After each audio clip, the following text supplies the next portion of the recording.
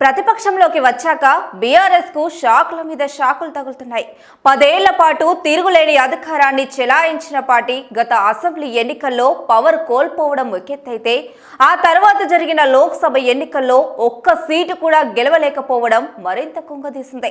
ఇక పార్టీని రీఛార్జ్ చేయాలి, గ్రామ స్థాయి నుంచి మళ్లీ పటిష్టం చేయడం కోసం జనంలోకి దూకుడుగా వెళ్లాలనుకుంటున్న టైంలో కవిత రూపంలో ఊహించని మాస్టర్ స్ట్రోక్ తగిలింది.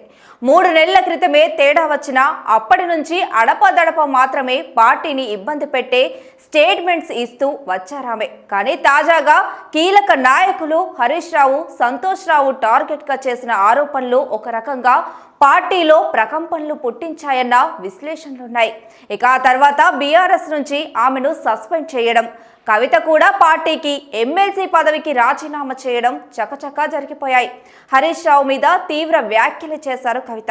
ఆ సమయంలో ఆయన విదేశీ పర్యటనలో ఉన్నందున వచ్చాక ఎలా రియాక్ట్ అవుతారనే ఉత్కంఠగా ఎదురు చూశారు చాలా మంది. ఈ క్రమంలో శనివారం నాడు హైదరాబాద్ తిరిగి వచ్చారు మాజీ మంత్రి. అయితే అక్కడ మీరంతా ఊహించినంత సీన్ ఏది లేదన్నట్టుగా సింపుల్ గా సమాధానం చెప్పేశారు హరీష్.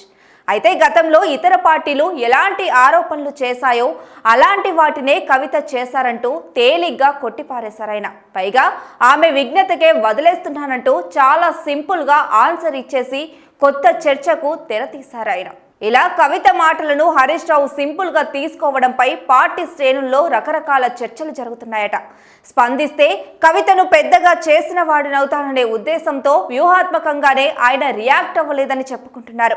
తన మీద కవిత చేసిన అవినీతి ఆరోపణల విషయంలో గట్టిగా మాట్లాడకూడదని ఆయన నిర్ణయించుకున్నట్టు తెలుస్తోంది. ఇప్పటికిప్పుడు ఆ ఆరోపణల మీద తీవ్ర స్థాయిలో స్పందించడం ద్వారా ఒరిగిందేం లేదని, అందుకే ఇతర రాజకీయ పక్షాలకు సమాధానం చెప్పినట్టుగానే ఆమెకు కూడా చెప్పి ఉండవచ్చన్నది పార్టీలో ఎక్కువ మంది అభిప్రాయం. తాజా వివాదం తర్వాత తొలిసారి ఫామ్ హౌస్లో కేటీఆర్తో భేటీ అయ్యారు హరీష్ రావు. పూర్తిగా కవిత వ్యాఖ్యల గురించి చర్చించడానికే ఈ భేటీ జరిగినట్టు తెలుస్తుంది.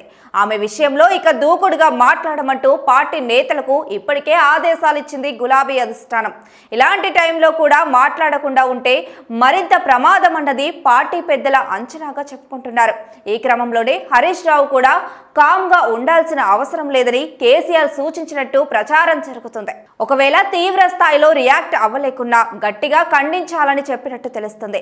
హరీష్ రావు విదేశీ పర్యటన నుంచి రాగానే కవిత వ్యాఖ్యలపై మీడియా సమావేశం పెట్టాలనుకున్నారట. కానీ ఫామ్ హౌస్ భేటీలో దీనిపై క్లారిటీ వచ్చినట్టు తెలిసింది.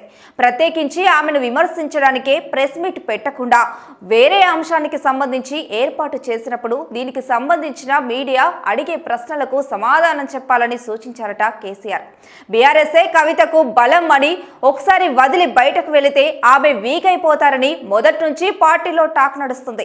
ఇప్పుడు దాన్నే ప్రాక్టికల్ గా నిరూపిస్తూ లైట్ తీసుకోవడం ద్వారా ఆమెకు ఎలాంటి సొంత బలం లేదని నిరూపించాలనుకుంటున్నారట.